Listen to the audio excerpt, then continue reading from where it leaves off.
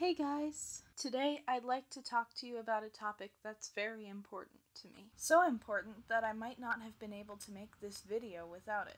I'm talking, of course, about net neutrality. And since I'm talking about the internet, I figured I'd put a video of me drawing something randomized by, you guessed it, online generators. So here goes. Net neutrality is the principle that all data on the internet is prioritized the same way, no matter how old it is, where it comes from, or who puts it out. Back in the day, this is just how the internet was. There was no need for laws like Title II, which forbids internet providers from slowing down any data for any reason, to protect it. But times have changed. Technology has advanced, and laws like Title II are now necessary to keep the internet free and open for business as usual. So how have I benefited from net neutrality? When I was 6 years old, my class had a little bit of busy work, as classes of 6-year-olds often do. This particular busy work was a coloring page with a dinosaur on it, and a couple of my table mates called our teacher, who I'll call Mrs. B for the purposes of this video,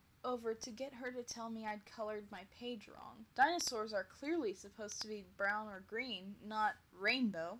Well, Mrs. B kept my page at the end of the day and called my parents in for a meeting. She took out my coloring page and said, "Ash's parents, I've never seen a kid her age do this before. You should get her some art lessons. She could go places with the right training." And then she gave them the page with further recommendations for potential art tutors. I like to imagine that for most viewers, the story would continue with my parents put me in art lessons, and I worked hard at them and got where I am. But that's not how my story goes. You see, at the time, my parents worked at a large chain grocery store and could barely afford to keep the roof over our heads and gas in the old Buick. We often had dinner with our grandparents, and our toys and clothing were either gifts or hand-me-downs. Art lessons just weren't gonna happen. Not for me. Fast forward another 6 years and 3 moves later, and we were living in a half-rotten trailer on the outskirts of what barely counts as a city. But Dad had a laptop,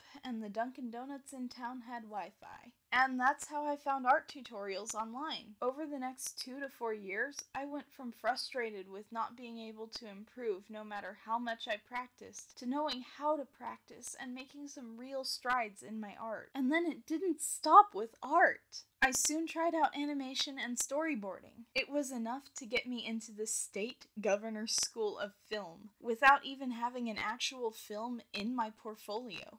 How crazy is that? Because even though I had moved 11 times in 10 years, even though the place we ended up staying had 0 opportunities for someone looking to experiment with film, the library and the laundromat had internet where my financial situation didn't matter that much, and my location was completely irrelevant. That's the internet I want to keep intact for that little girl sitting in a Dunkin' Donuts on her dad's laptop trying to figure out how to make her dreams come true. Because yeah, it's ridiculous to expect your dreams to just be handed to you, but it's equally ridiculous for someone to take away the tools you need to build your dreams for yourself, especially when you're already paying for them in the first place. Thank you for watching. Have a nice day.